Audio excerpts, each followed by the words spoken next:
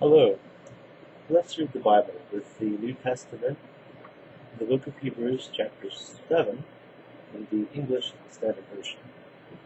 For this Melchizedek, king of Salem, priest of the Most High God, met Abraham returning from the slaughter of the kings and blessed him. And to him Abraham apportioned a tenth of everything.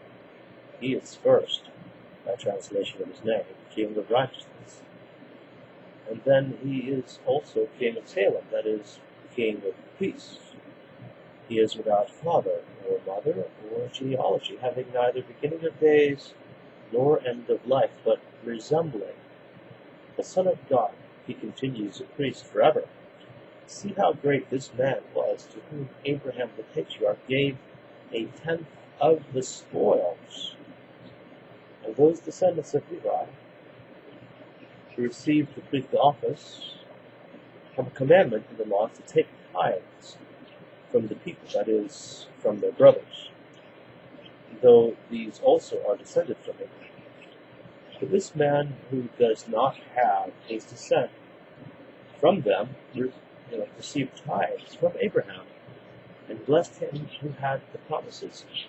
It is beyond dispute that the inferior is blessed by the superior. In the one case, tithes are received by mortal men, but in the other case, by one of whom it is testified that he lives.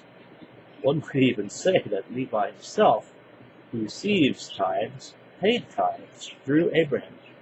He was still in the loins of his ancestor when Melchizedek met him.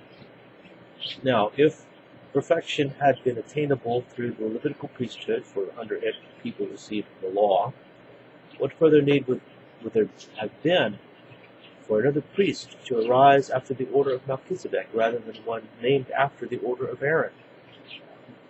For when there is a change in the priesthood, there is necessarily a change in the law as well. For the one of whom these things are spoken belonged to another tribe, from which no one has ever served at the altar. For it is evident that our Lord was descended from Judah, and in connection with that tribe, Moses said nothing about priests. This becomes even more evident when another priest arises in the likeness of Melchizedek, who has become a priest on the basis, not on the basis of a legal requirement concerning bodily descent, but by the power of an indestructible life. For it is witnessed of him, you are a priest forever after the order of Melchizedek. On the one hand, a former commandment is set aside because of its weakness and uselessness, for the law made nothing perfect. But on the other hand, a better hope is introduced, through which we draw near to God. And it was not without an oath, for those who formerly became priests were made such without an oath.